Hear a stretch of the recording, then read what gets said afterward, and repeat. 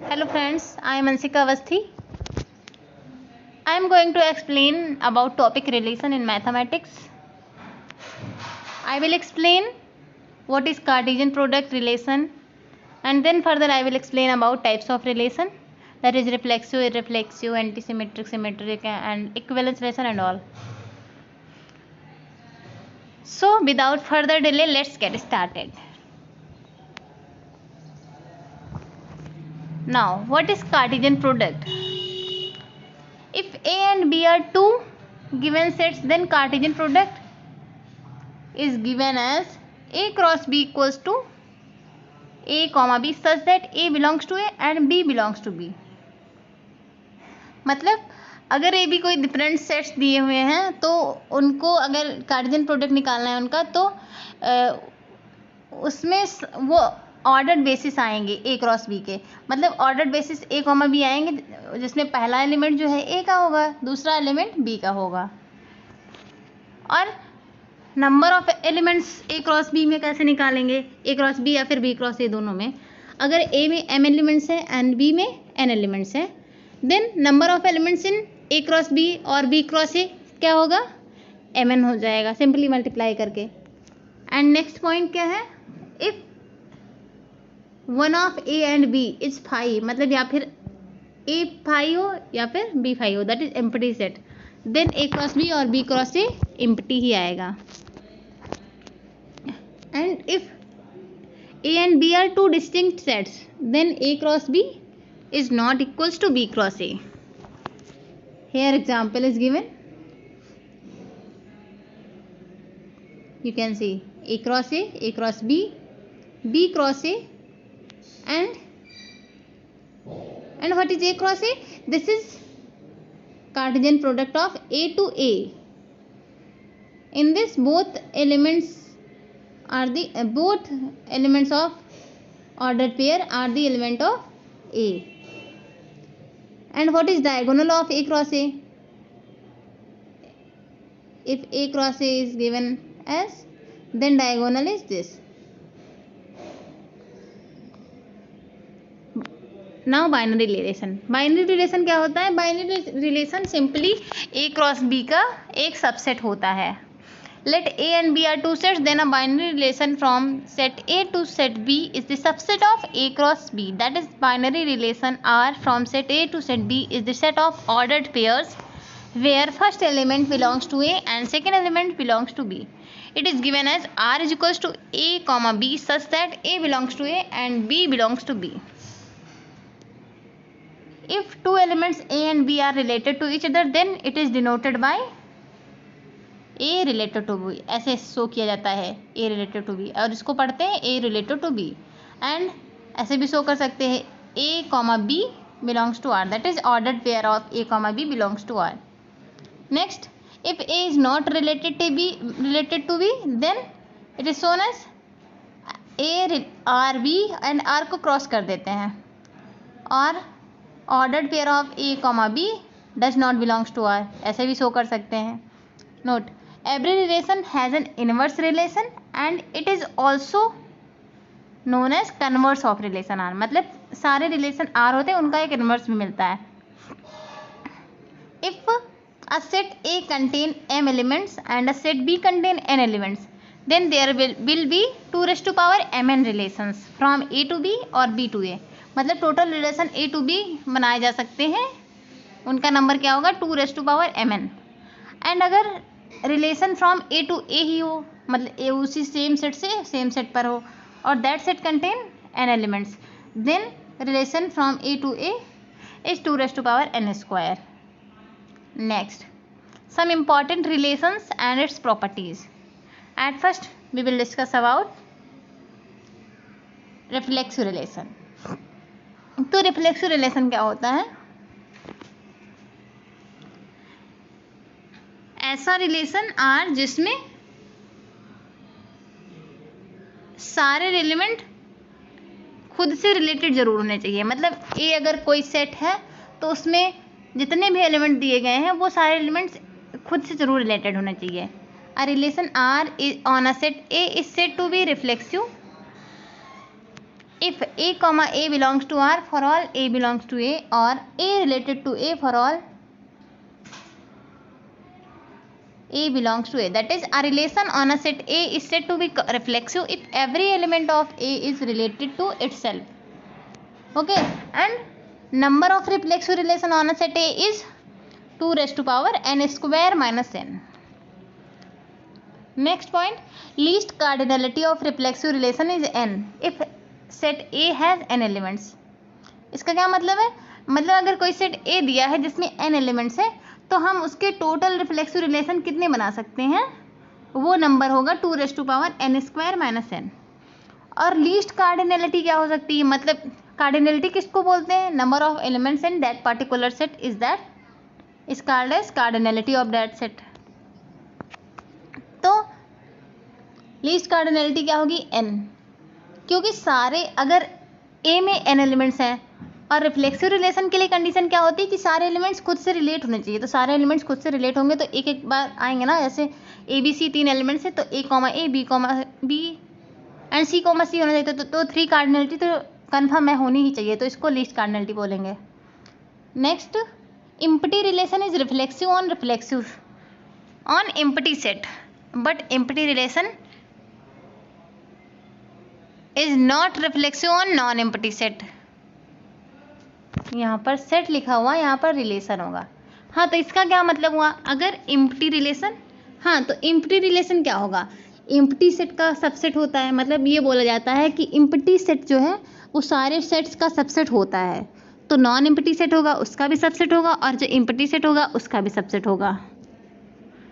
तो अगर non empty set का सबसेट वहाँ ये अगर एम्प्टी रिलेशन लिखा हुआ है, एम्प्टी सेट लिखा हुआ है, तो उसमें कोई एलिमेंट जो है नॉन एम्प्टी के खुद से रिलेट ही नहीं कर रहे तो वो रिफ्लेक्सिव नहीं होगा.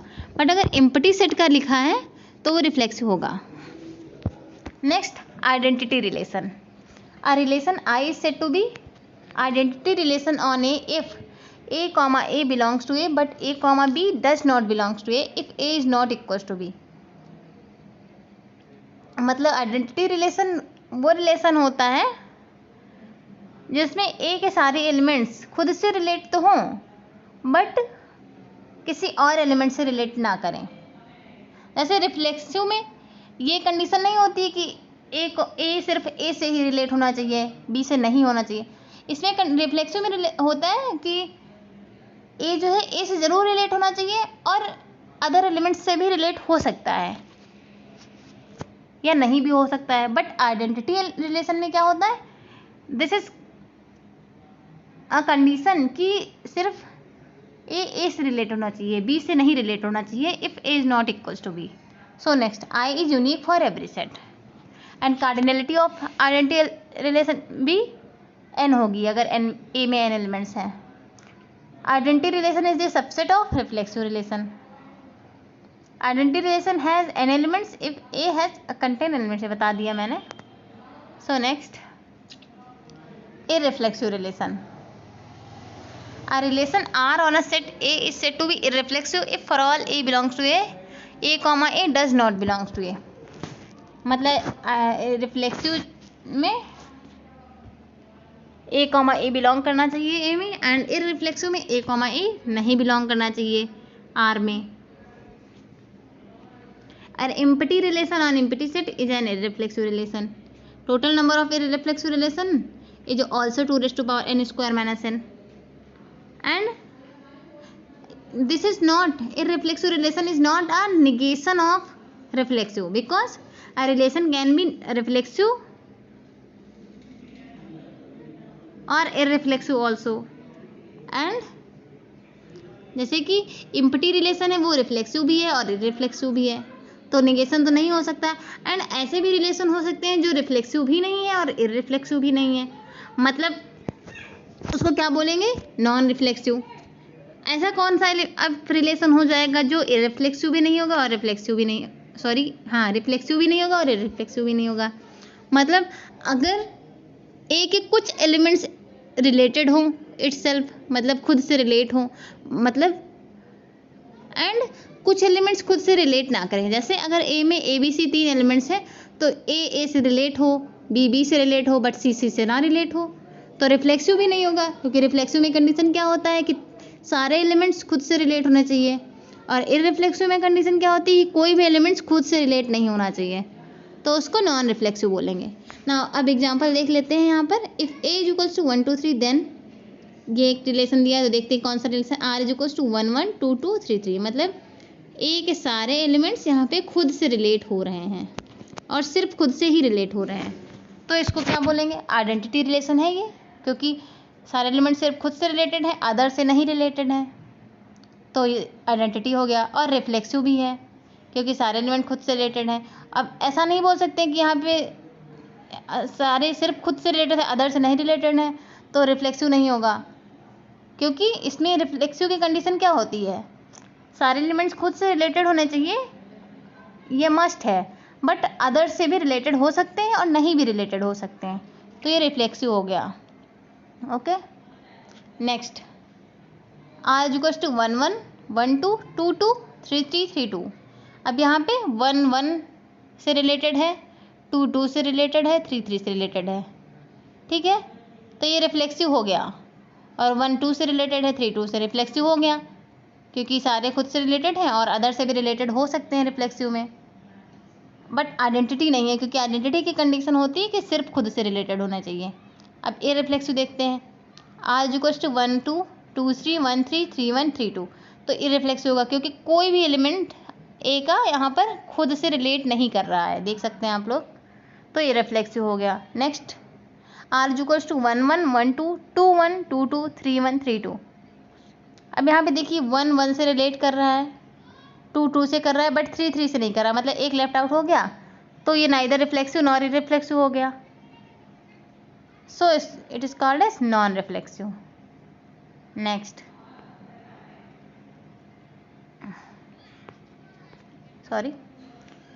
Symmetric relation. So symmetric relation क्या होता है, अगर कोई सेट ए गिवन है, देन अगर ए रिलेटेड टू बी, मतलब कोई एलिमेंट ए बी से रिलेट कर रहा है, तो B must be related to A, तभी सिमेट्रिक उसको बोलेंगे। A relation R is said to be symmetric if and only if A related to B, then B related to A. That is A comma B belongs to R, then B comma A belongs to R. For all A comma B belongs to A. And total number of symmetric relation is 2 raised to power summation n. Second point, empty relation and identity relation are always symmetric. क्योंकि identity relation क्या होता है,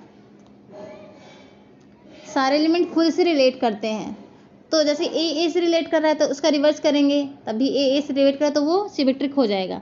and empty relation क्या होता है, empty relation क्यों symmetric है, क्योंकि इसमें कोई एलिमेंट ही नहीं है जिसको हम चेक करें, तो ये हो जाएगा इम्पटी। क्योंकि ऐसा नहीं बोलता है कि ए बी से रिलेट, क्योंकि ऐसा होता है ना, ए बी से रिलेट कर रहा है तब देखना है ना हमको आगे कि बी ए से रिलेट कर रहा है या नहीं, तो जब ए बी से रिलेट ही नहीं कर रहा है तो चेक करने की कोई वजह ही नहीं है। सो नेक्स्ट इफ यहाँ पर 1 minute, okay, if R is, यहाँ पे टी एक्स्ट्रा लिख गया है, don't consider it. If R is an symmetric relation, then R is equal to inverse of R. R is an symmetric relation है यहाँ पर। Next asymmetric relation. तो asymmetric relation क्या है, a relation R on a set A is not symmetric, then it is asymmetric. मतलब अगर ए comma B belong कर रहा है आर को, तो बी कॉमा ए नहीं बिलोंग करना चाहिए। Okay, empty relation is asymmetric. Total number of asymmetric relation on A equals to 3 raised to power n-1। Next antisymmetric. अब एंटीसिमेट्रिक क्या होता है, अगर कोई ए सेट है एंड आर रिलेशन डिफाइन है उस पर, देन अगर ए बी से रिलेटेड है और बी ए से रिलेटेड है, तो बी और ए को इक्वल होना चाहिए, तभी एंटीसिमेट्रिक होगा। और अगर ए बी से रिलेटेड है और बी ए से रिलेटेड नहीं है, तब हमको देखने की कोई ज़रूरत नहीं है कि ए बी से रिलेटेड है या नहीं। Total number of asymmetric relation is 2 raised to power n into 3 raised to power summation n-1। Empty relation is anti symmetric also. So next, अब यहाँ तक हम लोगों ने देखा कि नेक्स्ट अभी देख लेते हैं transitive relation. A relation R on a set A is said to be transitive if A related to B comma B related to C then A related to C for all A comma B belongs to A comma B comma C belongs to A. Empty relation is transitive relation also. Next examples की बात कर लेते हैं। If A is equals to 1 2 3 4 then first relation देखते हैं। R is equals to 1 2 2 1 2 3 3 2। अब देखिए यहाँ पर 1 2 मतलब 1 रिलेटेड टू 2 है और 2 रिलेटेड टू 1 है और 2 related to 3 and 3 related to 2, तो सिमेट्रिक हो गया ये by definition of symmetric. Next relation देखते हैं। R equals to 1 1 1 2 2 3 3 3। तो अब देखिए 1 by 1 symmetric antisymmetric check करते हैं सारे। 1 1 से रिलेट कर रहा है एंड 1 2 से रिलेट कर रहा है बट 2 1 से रिलेट नहीं कर रहा है, तो सिमेट्रिक नहीं होगा। अब नेक्स्ट देखते हैं। हाँ अब देखिए एसिमेट्रिक भी नहीं होगा क्योंकि 1 1 से रिलेट यहाँ पर कर रहा है। एंटी सिमेट्रिक चेक करते हैं। 1 1 से कर रहा है, 1 2 से कर रहा है, 2 3 से कर रहा है, 3 3 से कर रहा है, तो एंटी सिमेट्रिक होगा क्योंकि इसमें ऐसा कोई एलिमेंट नहीं है कि ए रिलेट कर रहा हो बी से और बी रिलेट कर रहा हो बी रिलेट कर रहा हो ए से, then A is not equals to B, तो एंटी सिमेट्रिक हो जाएगा क्योंकि यहाँ पे ए 1 1 इक्वल है, 3 3 इक्वल है। ओके एसिमेट्रिक यहाँ पे देखिए 1 2 2 1 3 2 4 3 2। यहाँ पर 1 2 से कर रहा है, 2 1 से नहीं कर रहा है, 1 3 से कर रहा है, 3 1 से नहीं कर रहा है, 2 4 से कर रहा है, 4 2 से नहीं कर रहा है, 3 2 से कर रहा है, 2 3 से नहीं कर रहा है, सो एसिमेट्रिक। ट्रांजिटिव देखिए 1 related to 2 and 2 related to 3 then 1 related to C, मतलब A related to B, B related to C and A related to C. Next example set of parallel lines are reflexive symmetric and transitive. कैसे देखिए, अगर parallel lines होती है, अगर कोई line है वो खुद के पैरेलल मानी जाती है एंड अगर एक लाइन दूसरी लाइन के पैरेलल है तो दूसरी लाइन भी पहले के पैरेलल होगी। हाँ अब ट्रांजिटिव देखते हैं। अगर एक लाइन दूसरी लाइन के पैरेलल है और वो दूसरी लाइन किसी तीसरी लाइन के पैरेलल है तो तीनों लाइन आपस में पैरेलल ही रहती है ना, तो पहली वाली तीसरे के भी पैरेलल हो जाएगी, सो ट्रांजिटिव। अब नेक्स्ट एग्जाम्पल देखते हैं। On a set of natural number a relation R is defined as A divides B is anti-symmetric because if A related to B, B related to A, then A is equals to B। मतलब अगर कोई element जैसे 3 है 3 अगर 6 को divide कर रहा है बट 6 तो 3 को नहीं डिवाइड करेगा ना, ऐसा इस केस में हो सकता है। अगर 3 डिवाइड कर रहा है 3 को और तभी तो दोनों इक्वल, 3 को डिवाइड करेगा इक्वल हो जाएगा ना। So next if R and S are two relation on a set A, then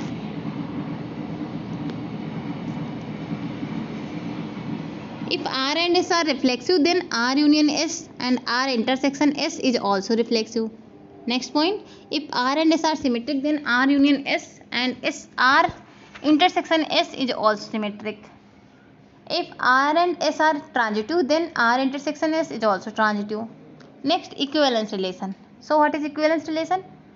A relation R defined on a set A is said to be equivalence if it is reflexive, symmetric and transitive। Reflexive क्या होता है? A के सारे element खुद से relate करने चाहिए। Symmetric क्या होता है? If A related to B, then B must be related to A। and transitive क्या होता है? if A related to B and B related to C, then A must be related to C। so example देख लेते हैं equivalence relation के। set of parallel lines is equivalence relation। next, if I be the set of integers and R is defined over I by A related to B, sorry यहाँ पर B होगा,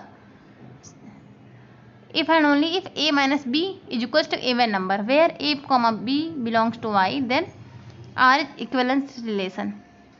सब simple है, आप लोग check कर सकते हैं। अभी पैरेलल लाइंस मैंने बताया था रिफ्लेक्सिव, सिमेट्रिक और ट्रांजिटिव कैसे होगा। यहाँ पर भी अगर A से A को माइनस करेंगे तो वो 0 आएगा एंड 2 का मल्टीपल हो इवन नंबर होगा तो रिफ्लेक्सिव हो गया। और अगर ए से बी को माइनस करेंगे इवन होगा, तो बी से ए को माइनस करेंगे तो वो भी इवन होगा, क्योंकि सिर्फ माइनस का साइन आ जाएगा, रहेगा तो इवन ही ना। एंड ट्रांजिटिव, अगर ए से बी को माइनस करने पे इवन आएगा और बी से सी को माइनस करने पर इवन आएगा, तो ए से सी को माइनस करेंगे फिर भी इवन आएगा, तो ट्रांजिटिव हो गया। जैसे कि अगर 2 से 4 को माइनस करते हैं तो -2 आएगा, इवन हुआ। एंड 4 से 6 को कर रहे हैं, -2 आएगा, तो 2 से 2 करेंगे 0 आएगा। नेक्स्ट देख लेते हैं partial order relation. So partial order relation क्या होता है? जैसे इक्विवेलेंस रिलेशन में क्या होता है, रिफ्लेक्सिव, सिमेट्रिक, रिफ्लेक्सिव, सिमेट्रिक और ट्रांजिटिव होना चाहिए। वैसे ही पार्शियल ऑर्डर में रिफ्लेक्सिव, एंटी सिमेट्रिक और ट्रांजिटिव होना चाहिए। रिफ्लेक्सिव क्या पता है, खुद सेट ए का सारे एलिमेंट्स खुद से रिलेट करने चाहिए। और एंटी सिमेट्रिक क्या होता है, अगर ए रिलेट कर रहा है बी से and B related to A, then A must be equals to B.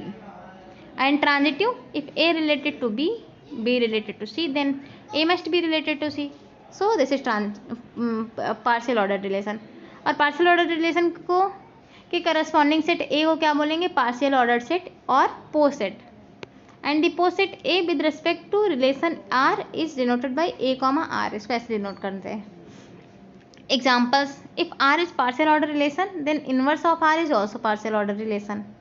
And this example देखते हैं, let I be the set of all positive integers, then a relation R defined on I as A related to B if and only if A is less or equals to B, then R is partial order relation। अब देखते हैं, अगर कोई element A है तो उसको ऐसे लिख सकते हैं ना, A is less or equals to A, तो उसमें इक्वल आ जाएगा A, तो रिफ्लेक्सिव हो गया ना। एंड अगर कोई दो एलिमेंट्स है,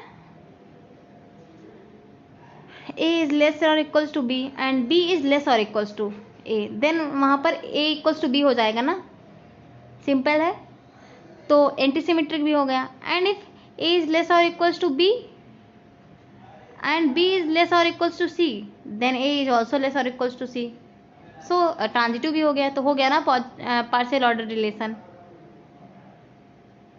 नेक्स्ट कंपेरेबल सेट। हाँ, कंपेरेबल सेट क्या होगा, अगर आर कोई पार्शियल ऑर्डर रिलेशन है, मतलब A comma R is a poset, then the elements A and B of set A are said to be comparable if A related to B और B related to A. Okay, next total order set. If A comma R be a poset in which every two elements are comparable,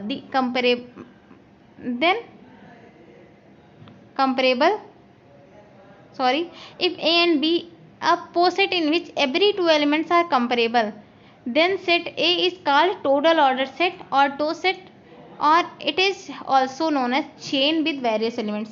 यहाँ पर extra लिख गया है थोड़ा सा, typing mistake. अब देख लेते हैं, अगर कोई आर सिंपली हम लेट कर रहे हैं, ऐसे ही कोई पार्टिकुलर नहीं लेट कर रहे, सिंपल समझने के लिए, आर इज इक्वल्स टू 2, 4, 6, 8 ये दिया है, ठीक है। देन अगर हम यहाँ पर देख लेते हैं,